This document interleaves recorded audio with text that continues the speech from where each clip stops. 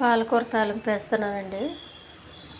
పాలకూరకు కావాల్సినవి ఉల్లిపాయ అండి, కొంచెం ఉడకబెట్టిన పచ్చెనగపప్పు, ఎండుమిర్చి, మినప్పప్పు,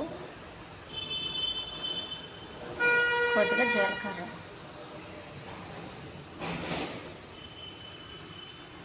పెనం పెట్టానండి స్టవ్ పైన.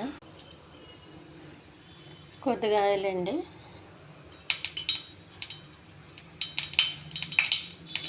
కొంచెం జీలకర్ర,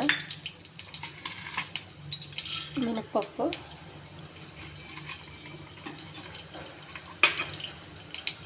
ఎండుమిర్చి ఎక్కువ తేగాలండి బాగా.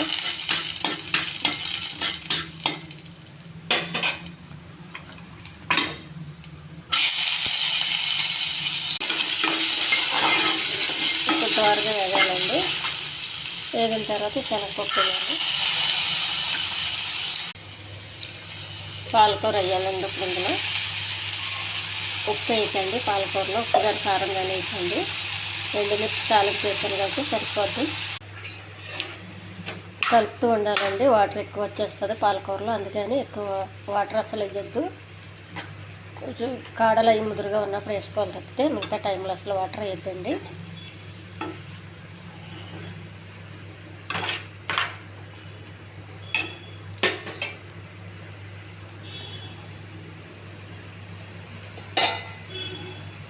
మూత పెట్టాలండి. సార్ ఆ వాటర్ పోయేంత వరకు ఐలో పెట్టండి.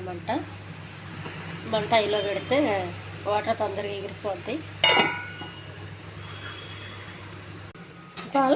పాలకూర దగ్గరికి వచ్చిందండి.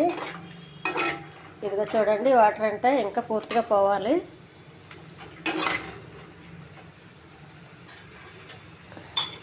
కొద్దిగా కొబ్బరి పొడి వేస్తానండి, ఎందుకంటే ఆకుకూర పెద్దగా తినబుద్ది కాదు. కొంచెం కొబ్బరి పొడి ఇలాంటివి వేస్తే కొంచెం రుచిగా ఉంటుందండి, తినేయచ్చు.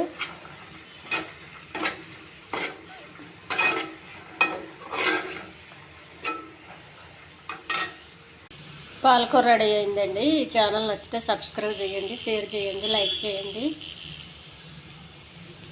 కామెంట్ చేయండి. మీరు ఇచ్చి ప్రతి కామెంట్కి నేను రిప్లై ఇస్తాను. నా ఛానల్ మీరు ఎంకరేజ్ చేయండి, నా ఛానల్ ముందుకు నడిపిస్తారని అడుగుతున్నాను. ఇది హెల్దీ ఆకుకూర అండి. ఈ ఆకుకూరని చపాతీకి నంచుకోవచ్చు, అన్నంలో కలుపు తినొచ్చండి. ఇది చాలా బాగుంటుంది.